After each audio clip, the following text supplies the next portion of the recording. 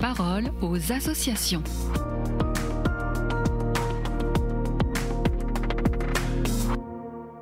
Bienvenue dans la parole aux associations. Aujourd'hui, je suis avec Jeanne Orlé, la responsable du Centre de documentation et d'archives des œuvres pontificales missionnaires en France. Alors Jeanne, bonjour. Cette année encore, les OPM s'associeront à la population lyonnaise pour fêter Marie le 8 décembre. La Maison de Lorette ouvrira ses portes pour partager cette soirée. Alors qu'est-ce qui rend ce moment si particulier pour vous ? Le 8 décembre, c'est d'abord un rendez-vous annuel que nous ne pouvons pas manquer. Il nous rappelle à la dévotion mariale, à l'histoire de Lyon, mais également à l'histoire même de la Maison de Lorette et de sa propriétaire Pauline Jaricot, dont les œuvres pontificales missionnaires d'aujourd'hui sont en quelque sorte les héritières.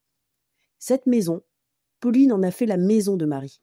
Lorsqu'elle achète la propriété à la famille Frère Jean en 1832, la maison s'appelle encore Maison de Bréda. Pauline Jaricot décide de lui donner un nouveau nom, celui de Lorette, par dévotion à Marie et en hommage au célèbre pèlerinage marial italien. Un autre moment fort dont la Maison de Lorette porte encore trace. En 1833, Pauline Jaricot fait ajouter un fronton triangulaire sur la façade nord.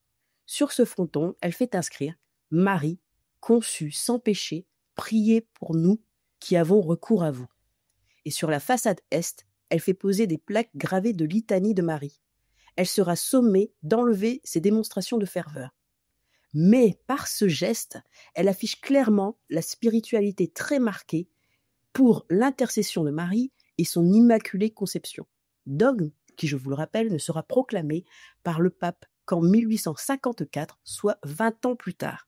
Alors, comment ne pas célébrer Marie dans un tel lieu ? Alors la Maison de Lorette sera ouverte à tous. Quel sera le programme ? Nous commencerons à 12h15 avec une messe qui sera célébrée par nos prêtres résidents, missionnaires en France. Elle aura lieu dans la chapelle Sainte-Philomène et sera consacrée à l'Immaculée Conception.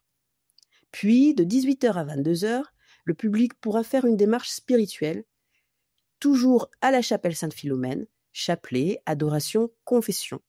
Jusqu'à 22h, la maison sera ouverte à tous, avec un accueil convivial autour de boissons chaudes, ce qui permettra au public aussi de découvrir la personnalité de Pauline Jaricot. Enfin, à 19h, jusqu'à environ 20h30, nous aurons le grand plaisir d'accueillir la chorale de l'aumônerie malgache de Lyon.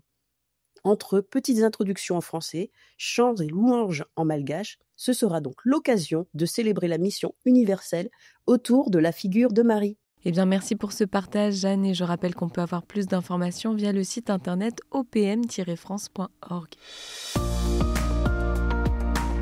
La parole aux associations.